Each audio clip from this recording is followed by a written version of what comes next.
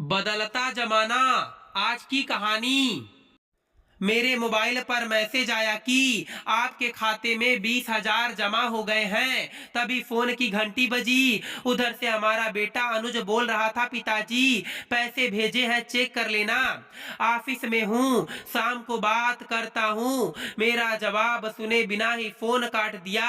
बेटे से बात करने में और पैसे मिलने में ना तो कोई वक्त लगा, ना कोई उत्साह नजर आया। टेक्नोलॉजी के कई फायदे हैं। आज अनुज बेटे को पहली तनख्वाह मिली थी, उसी के पैसे भेजे थे।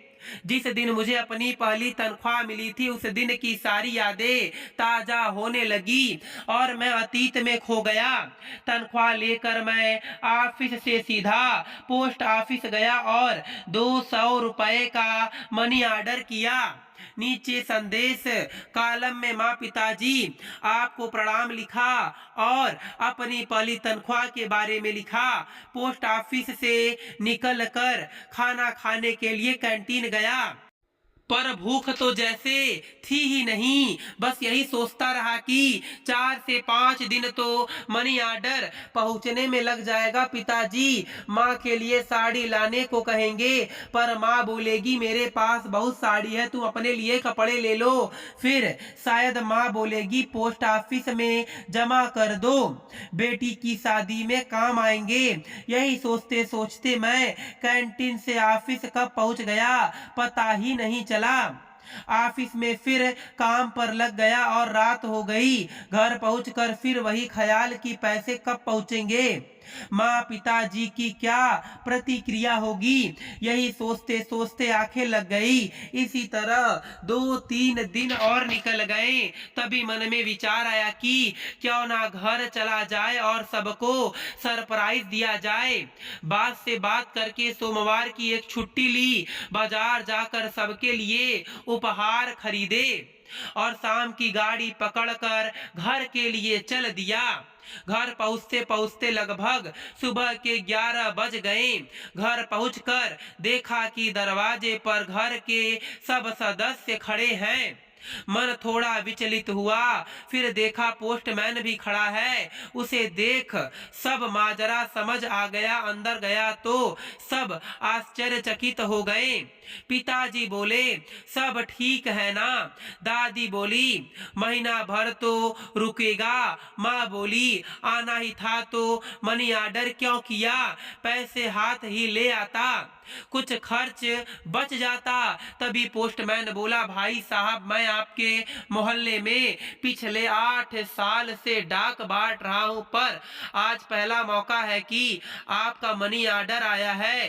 पिताजी ने कुछ पैसे पोस्टमैन को दिए और बोले मिठाई खा लेना। दादी ने पिताजी को चूटी काटी और बोली क्या जरूरत थी इतने पैसे देने की, उसे तनख्वाह नहीं मिलती क्या?